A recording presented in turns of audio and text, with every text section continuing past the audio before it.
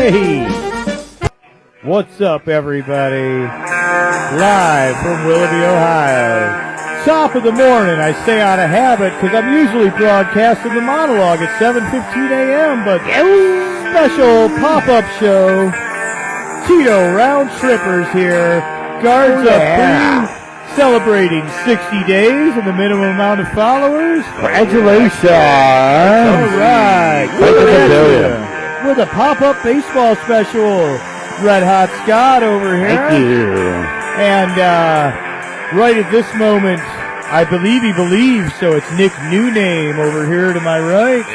Nick New Name, absolutely. All right. Keep that believe alive with Believe Land. And lovely day for baseball on the North Coast. Guardians fell a little short today against the Rays, but generally for the Guards, we're leading with the captains. I was at the captains game. Just really quick, Guards have had a good week. They lost this game. We're going to get to the Guards. Baseball show. It's all about the main event. But 6-3 on the road trip. Yeah. That's beautiful baseball. Beautiful baseball indeed. Yup. Stem the tide. Stop the slide. But congratulations. Congratulations to the Lake County Captains. Yeah. The higher A-ball Midwest League East Division champs. Yeah. Battled back from a 3-run deficit in the mid-innings. Number 1 overall, 2024 MLB draft pick, Travis Bazzana. What did he do tonight? Well. Number 1 draft pick. He had a timely RBI hit. He had a moonshot into the equipment shed home run. Great. Imposed his will, and yes, we disposed of the Dayton Dragons. I'm not an expert on the Midwest League, but I believe whoever we play in the finals won't be as good as the Dragons. So. I know. So he went off the tool shed? Yeah, the equipment area in right field. He's a lefty, so that's his power alley. I know. I was back there. I heard a loud thump. I thought two of you were fucking with me or something. I thought you threw a beer can at him. That's a whole that was different him? Yep, okay. That was him, yeah. You heard the crack of the bat and a couple Scared the seconds shit later. out of her. She went running away. I was like, what the fuck is going on? Man, while we're on Bazzana, small sample size, the captain's ballpark's right in my backyard. I wish I'd seen more games with him than I have. I know he's going to start in Akron, but the 2 games I've seen, 3 rocket singles, 2 warning track flyouts, huge RBI single, tool shed home run. Wow. Maybe one at bat in there. He's been killing it. Hitting was the cover guy. off the ball, huh? Yeah, and then for good measure, the other guy we were contemplating to save money in the draft fell to pick 7. So it's just like, thank gosh we didn't pick him, because I know that the 6 teams in front of pick 7 aren't dumb. Like, if the other guy we were going to take fell to pick 7, hey, that was not the other guy to take. That's not the guy. We got got the guy. We got the guy. We got him. Yep. So what do you think is progression? We were talking about it a little bit earlier. I think he's definitely we're gonna be here chatter about him being up here on the big boy squad, like probably around the All-Star break. Yep. He keeps it up, man. I don't see why not. Yeah. Yeah, inevitably they start chattering about those promotions. You're right. Well before the All-Star break. Sure. There'll be the initial chatter, and then yes, it'll be a downright clamoring by June, I'd imagine. Not going to get too astrological about it, but if he keeps on hitting moonshots, he's going to be a rising star. Yes, that's it. We'll give it one of these. Saw what you did there. Oh, that's the big thing. So, how is the rest of the squad looking for those Lake County captains? Man, they're looking good. Alex Mooney, Ralphie Velasquez, recent second-round pick Cozart was there, and he played some rough defense at first, but he redeemed himself, I believe, behind the plate or with a good throw. One way or the other, I remember being pretty displeased with him, and then he made a good play. And just a reminder, the Guardians, restocking the pitching pipeline, we had a sandwich pick. So our top 3 picks were Bazzana, and then that Dowdy, that Oklahoma State pitcher, and Cozart. Day 2, 3 to 10, pitchers. Pitcher. Just loading up. Literally, round 3 through 10. Some people talk shit about restocking the pipeline. Fuck yeah, you got to have people that throw the fucking ball. Right, yeah, you want to talk about putting your money where your mouth is. It's like, you know what? We hopefully secured a franchise cornerstone second baseman. we're not going to just thump our chest about stock in the pipeline. We're going to bring it with That's 8 awesome. straight pitchers. So, yeah. 8 straight. Oh, my God. If half of them make it, that's a bonanza. And with our scouting, that's a fair assessment. Half of them for probably sure. shall. So, yeah, the lion's share of them, possibly as much as 5 or 6 of them, will be in Eastlake next year. Right. So that's exciting. That's Speaking great. of Eastlake, did you say it was a pretty harrowing game for the first couple innings? They Yes. came from behind to snatch victory out of the jaws of defeat. They did. We've been saying it backwards for so long. It was a harrowing game. The ump wasn't on our side. I've become a fan of umpireauditor.com. And, no. Obviously you expect these umps to do more good calls than bad. So just for perspective, anywhere in the mid-80s is like a bad game on umpire.com. And by the 7th inning, I was freaking out. Like you're like a 71.5 on umpire.com. Like, That's like a D minus. yes. One inning, they literally blatantly blew a ball strike call, prolonged the inning. They got 2 insurance runs and put them up by 3 at the time. It was looking bleak, but yes, we beat the Dayton Dragons and the home plate umpire. Nice. Handicap match. We don't care. We're a juggernaut. We just did it anyway. Sometimes you got to power through. The Lee County Captain. Yeah. What's next on the docket for the captains? You said they're going to the championship game. Yes, the Western League Championship game, and dang, those minor league names are so goofy. I had a fun time at the game. I can't remember who our opponent will be. It'll be something like the Quacky Ducks or something weird. Yeah. But stay tuned. Quad City something plays someone in the Western League. My apologies, I couldn't study upper A ball every nook and cranny extensively. I think it's Meatball United. Yeah. But whatever it is, I do know the Dayton Dragons were a formidable opponent, and we handled them in the minimal games. So just pencil in our opponent. Move it right along. We'll go from there. Well, good job, Guess man. what, guys? I got some good news. We got a couple of viewers tuning in to the inaugural sweet. long-form GuardsUpCLE show. Outstanding, So, yes. thanks for tuning in. Like, Yes. share, and subscribe. Tito is the man with the plan on this one. Thank you so much for tuning in. We appreciate the flexibility. Yeah. Like I said, it's usually a sunrise monologue, but in light of everything exciting happening in baseball and milestone reached, we thought we'd talk about this. For sure. I wish I'd looked up more of the Akron and the Columbus, but they're in the playoffs too. Right. I don't think their games have happened yet, so there's nothing doing to... great. And thank you for tuning in. We welcome everybody's comments. Anybody wants to say anything or bring up anything, we'd love to hear from it. Right. So that all throughout the organization, we're having a great year here. Yes. So The top 3 single A tiers all the way are up all to- decisive That's right. playoff teams. and then there's the majors, Mhm. the Guardians. Oh, And before we segue all the way to the majors, we'll do the stepping stone for the minors to majors. Absolutely. Andrew Walters finally got promoted. A lot of people have been clamoring for him. Our 2023 second-round pick is in the big leagues now. Hey, how about welcome in, buddy.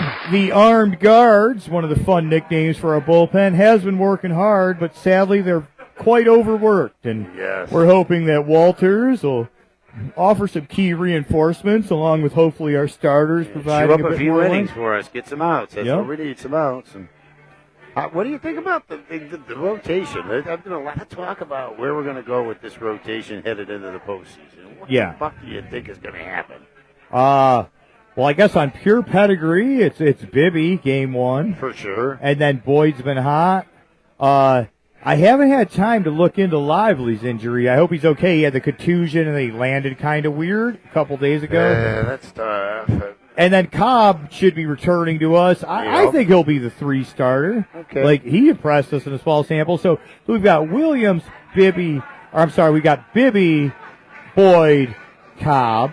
And then he won't be a playoff starter, but for a hell of a depth option, Joey Cantillo, 20 up, 20 down the other day. I like it. And again, we're in a good enough position where Cantillo's not going to have to be one of those first 3 playoff starters. Right. So, we'll say Bibby, Boyd, health permitting Cobb. Gavin Williams has turned it around enough to be a decent safety net. Yep. So something like a Cobb or Williams, and then that's about it for the playoffs. Cool. It's a it's a 3.6-man rotation. I always say it's a 4-man rotation until it's not, and then you shorten it up even more. That's it. And then I heard, just talking, just a lot of talk going on with McKenzie, how he's coming off the bench down there in AAA, so he's coming out in relief, so he might be a valuable asset when they expand to the 40-man. You know, I'm glad you brought that up. I was monitoring some, respected feeds and stuff, and people whose opinion I value. Pretty good consensus that maybe not a starter, but guaranteed depth arm. They're saying yes, McKenzie is back. He can help us. Dark horse playoff starter. If things go south or we shuffle the deck, or bare minimum innings eating depth arm. Our Joe Flacco. Yep, exactly. Get off the couch, ergo minor leagues, and come help us win some playoffs, Tristan. All right, so I do have the injury report up here. So the last time Ben Lively was updated was September 10th, and it said Lively was removed from the start Tuesday versus the White Sox after getting hit in the leg by a pitch. So nothing new to report there. I do have a September 12th update on Alex Cobb. Looks like Cobb has been placed on the 15-day injured list. Yes, so, that's what got Walter's promotion. Listener. So that's the latest according to the worldwide leader in sports. Mm-hmm.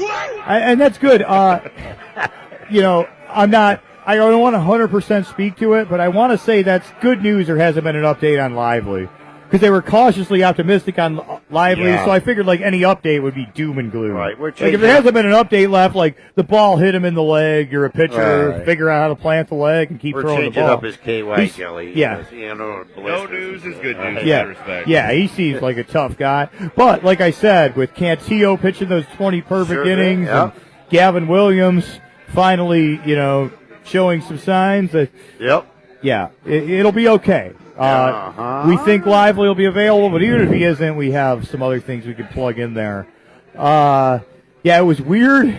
I guess I got to say before we get too deep or analytical, it was just flat out weird rooting for the Yankees because the Yankees are playing the Royals, and you just got to train okay, we're trying to hold off the Royals. We're chasing the Yankees and Orioles for best record. So yes, Yankees lose, Orioles lose, Royals lose. This is what we want, and then it's just it's just weird.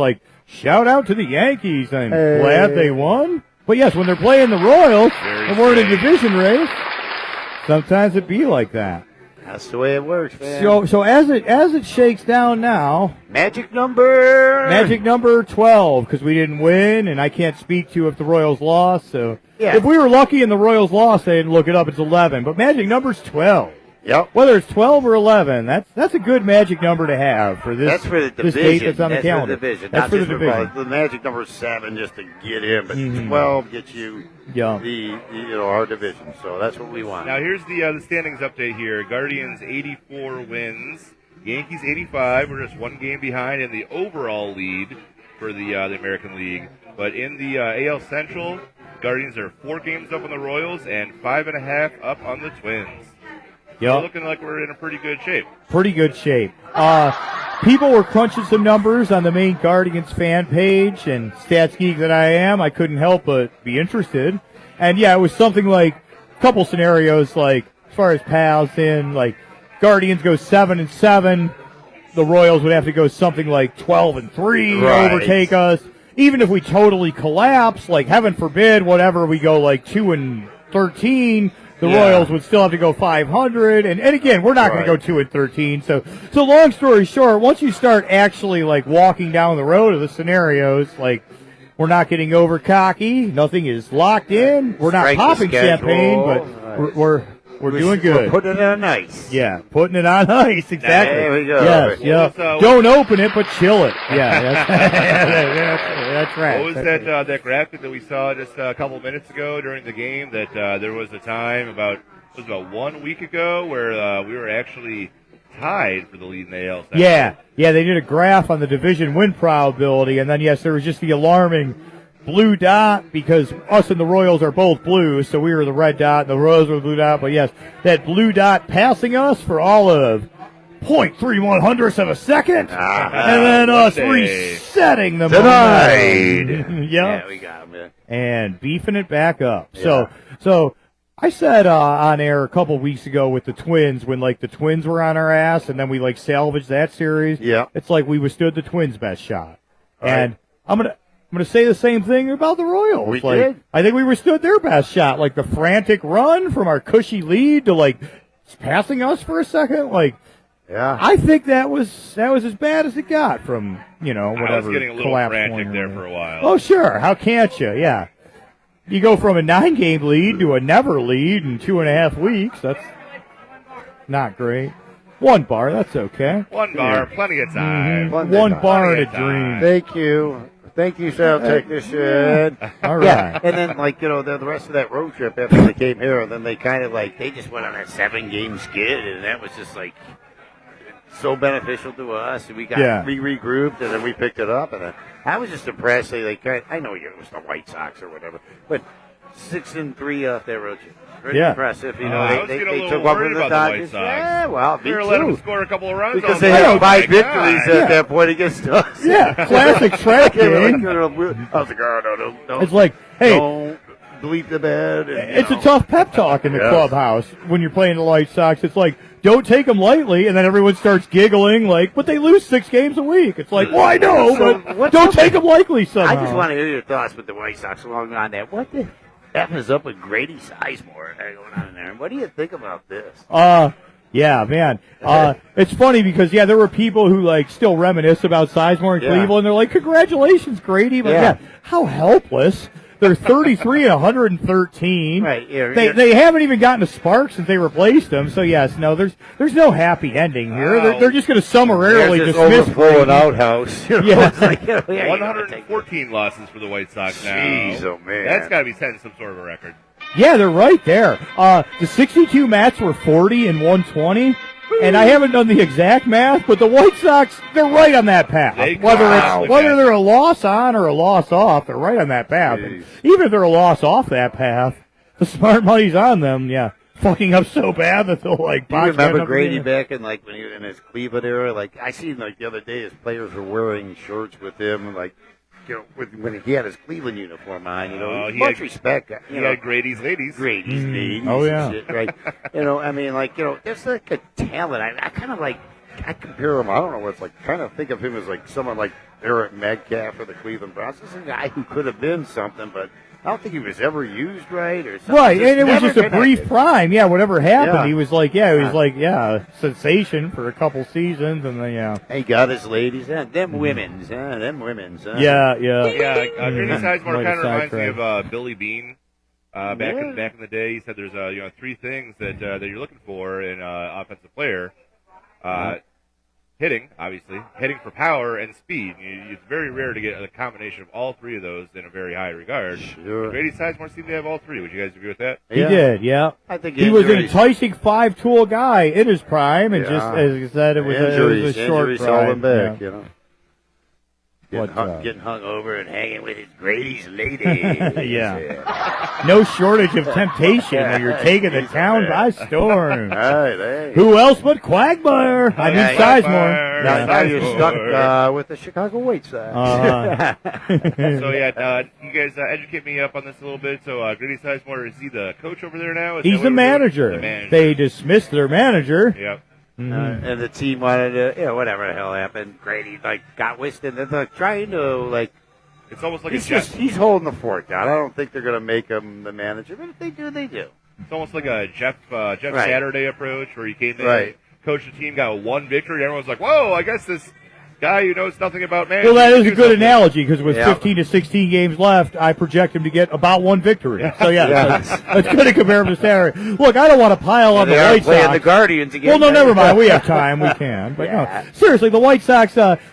I'm sure you guys remember, the media pretty much crowning them for, the next 10 years. Yep. In, 2020 or so, when the Guardians, had a half of a bad season. It's just the White Sox have all the money. Luis Robert Jr., I would say that they have a stranglehold on this division for the next 10 years. Fast forward to 27 months from now, and they're, 870 billion games below 500. And you're about to set the record for the shitball team of all time. Exactly. I mean, they're right there. My heart says they have an 80% chance to break the record, and then punch it into the computer. The computer will say it's a 55% chance. They're breaking the record. Or hey, it'll be hilarious watching them. let a White Sox fan defend him. Like, hey, we stifled the futility record the last weekend. It's just like, well, cool story, bro. It's still hilarious that you were on the brink of the futility All right, record. I've That's just the whole done thing. the math here. There are 81 games below 500 and 51 games behind the Guardians. All right. Just a friendly reminder. There's 162 games in the season. Jeez. With a couple weeks to burn, just to oversimplify it, they are a half a season below 500. Half a season below 500. And, yeah. It's like showing up to a concert and all but one outhouses and tipped over, you know what I mean? 12 outhouses, Right. one. And what do you think about the attendance over there at the White Sox Stadium? I heard they had 17 fans in attendance. I know. I want to take a deep dive. I'm like, is it clickbait? And then I saw a photo, and I'm like, well, holy fuck, it could be a strategic photo. But the photo led me to believe the 17 wasn't clickbait. I haven't done the proper research. I don't want to say ironclad smoking gun there were 17 people, but I will say I saw some seemingly uncrocked photos, and those stands were sparse. Even the sparse, cavernously empty. Even the homeless don't want to go. Exactly. Yeah. Like, no, it's cool. Yeah. Oh, shit. We're not in the teeth of winter yet. Where we going here? Hey, here's a guy. What's going on, man? Oh, we finished the Captains, and now we're on the Guardians.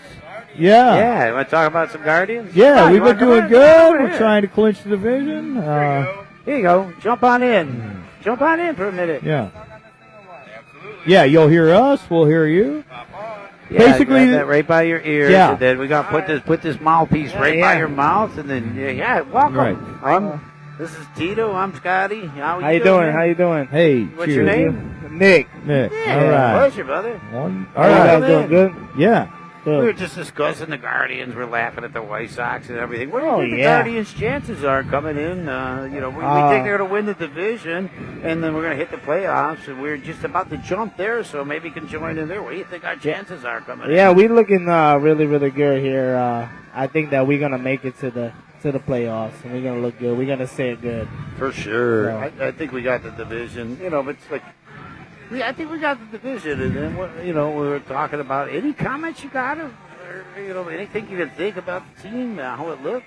No, I think if we just play as a team, we get it done as a team, we'll make it as a team. Oh, yeah, we've had some clutch hitting get better. I think that's how it is. I don't think we need to, take one person as it is. I think if we take it as a team, we'll take it as a team. I think that's how it is. Yep. They're a tight group for sure. Wear them out 1 through 9 in the lineup. That's right. I think if, like I said, we take it as a team, we'll be good. Yeah.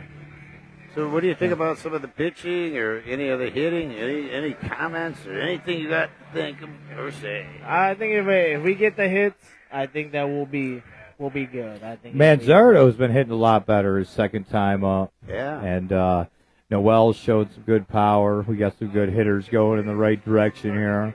Yeah.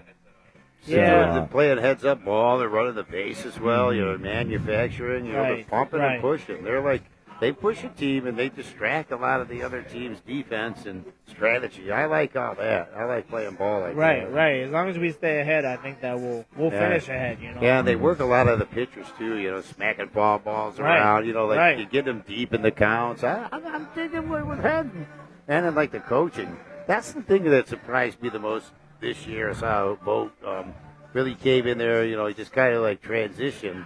And it's kind of like still a tight-knit group. I just impressed how they kept that focus and mentality, winning attitude, and even when they get slapped around a little bit, which is going to happen through the course of the season, they haven't given up. They've all they're staying tight. So a lot of optimism. Right, and then on the coaching side of things, from a pitching standpoint, Matt Boyd and Ben Lively to resurrect the careers of two pitchers that haven't. It's 2024. They haven't even been relevant this decade. That just speaks to no, send them here. We'll fix it. And man, you can't say enough about that. It's so huge to add one guy like that, and then you just find two guys on the scrap heap that haven't even just been relevant or doing anything for 4 or 5 years. Right, I agree. It's incredible. Mm-hmm. But that's what it takes. When there's a team effort.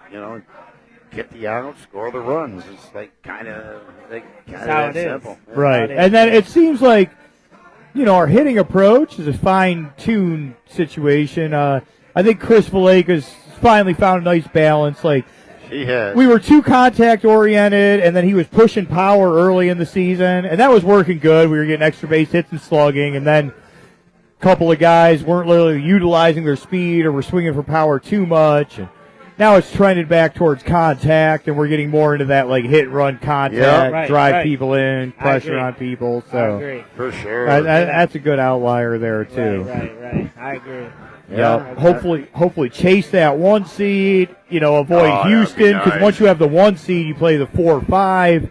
So let's say the Yankees hold up Baltimore, so that 4 or 5 matchup is whatever. Yeah. Kansas City and Baltimore. That's manageable. Right, We won the series against Baltimore. Yep. And, we didn't win the season series against Kansas City, but if we won the division, there's no reason to be scared of Kansas City. I think if we stay so that'll on top give us of a good it. slot. Yeah, if we stay on top, I think we'll be good. Yeah, if we're in the top seed, that's a good we place head to in one be. direction, I think that will be all Right, with the brackets and matchups, so hopefully we'll have a stay good on run. top for sure. Yeah. I agree. Because you know who they're going to focus on once the playoff comes. You know who they're going to target in the lineup. And you know who they're coming after. Yep. But the rest of the people have to step it up. Exactly. So that's it. They're going to work around them, but make them pay. I think they're ready, and I'm loving Kwani at the leadoff, but I still he has his ups and downs, but I'm telling you, he's more up than down. Yeah, I agree. So, yep. And, ironically, since we hope to hold off the Royals, all along I've been comparing us to the 2015 Royals, a team that's won it all as recently as a decade ago, like dominant bullpen. They didn't have a superstar better than Jose Ramirez. Right. If they just did it 9 years ago, why can't we? Yeah, why can't we? Yeah, that's kind of like a comparison I go to. Right. And, we're finally getting some production from the outfield, which is tremendous. I agree. Yep. Hell of a defense. I love the defensive effort, especially from the infield. Right. They're all heads up. Right. Jimenez and Roque are both in the top 3 for defensive run save, which is like the main defensive metric. That's right up the middle. Yeah. Well, just to be safe, I know we got the 1 bar warning a few minutes ago. Maybe what do we got here coming through? Oh. Who's on top there? What do we see? It's Napier. No, I'm just kidding. They're making fun of my jersey. Oh, yeah. But, thank you. Fielding percentage. Okay, there we go. That's one I'm more familiar with. So, fielding percentage, a bit generic. I know there's some more advanced defensive metrics, but Jimenez, 988. That's exemplary for a second baseman. Think about that. 988. If you know what these numbers mean, you know that's a good one. Roque, 979. The most premium defensive position. That's out of 1,000. Folks. That's out of 1,000. Yeah. Oh, yeah. They ain't fucking up much. That's a beautiful set. Right. So that's right up your gut. And then, you got Ramirez at third. He's up there. Dive and catch to end the game most recently. You can't beat Ramirez. And whoever already got at first, everybody's always key. They're working that pivot corner and that. And the catchers, can't say enough about catchers this year. Calling beautiful games. Right. You got the veteran experience and the young. And then 10%. 10%. That's what I figured we were about at that. Where we slowly wind it down, let everyone have a final type of thought. What do you think, man, about this stretch run? Like I said, if we stay on top, I think that will be good. I think we got a good team. I think we can finish strong. For sure. Keep it up. As long as we play as a team, I think that will be good. Yeah. For sure. It seems like we have been working together well. Right. I agree. All right. Nice. I'm thinking just, like he said, like Nick said, stick together as a team, get that division secured up, and plan and calculate and keep coaching like you're doing and make all the right moves and just fight like crazy, man. Yeah, right. I agree. That's all I have. I agree. I'm looking forward to it. If that's what you want, that's what you're gonna get. So you get to the play. I always say this: you get to the playoffs. If you show up to the dance, you have a chance to dance. Exactly, right. You're on the card. I agree. I agree. What do you think, man of the hour? And by the way, congratulations on all the success with Guard Up Sports, man. Thank you. Making it all happen, doing right. all the real. I want to thank you guys for letting me join the camp. Hey, thanks for coming on. Yeah, it's been real. You're now a friend of the show, brother. Right. Thank you. Anytime, man. Yeah, trade deadline skeptics, Lane Thomas haters. I was monitoring the trade deadline pretty militantly and relevant chat rooms, and then we hit Lane Thomas, and we had a few, for lack of a more delicate term, clown-ass trolls like, I analyzed our playoff opponents. Right. They're like, Lane Thomas, look at his splits. He's way better against lefties. Like, we're only going to face one good lefty starter in the playoffs. First of all, that's fucking ridiculous. Yeah, I agree. I agree. Even if science says 10% of people are left-handed, 20% of major league pitchers are left-handed, and then you would try and look ahead and see who we're facing. Fucking playoffs, people go to the bullpen, panic, 4th or 5th inning. Don't you worry. Yeah, Lane Thomas is going to fatten up on his splits, and he's going to see plenty of lefties. We did not give too much up for him, and he's going to continue to help us in the stretch run. I agree. Dude. We're looking good. We have a good chance of anybody get the one shot in the AL. I agree. And that's my final word. Keep Shame on you if you read 3 box scores and shitposted Lane Thomas 5 times. Because you don't look very good right now if you're that guy. I agree. Yeah, and thank you so much for Nora's and downtown Willoughby. That's right, our new host, Nora. Let us sit in tonight because, they had the Monday Night Football game on, and we just got done captaining and watching the Guardians, and they capped off a beautiful evening and let us just have a impromptu podcast. I hope everybody enjoyed everything we're doing, and thank you, Nick, for stepping. Thank you. You're now friend of the show, man. This is the Tito, the baseball whisperers. Thanks for tuning in. Red House guy, whatever the hell they call me this appreciate week, you man. guys for letting me on the podcast. Anytime, It was a pleasure. Anytime, man. Yeah, for sure. Not pictured currently. Go Guardians! Go Guards! All right. And thank you, Nick. Oh, yeah. Thank you. Thank you Thank so you, brother. much. Thank you so much. I appreciate it.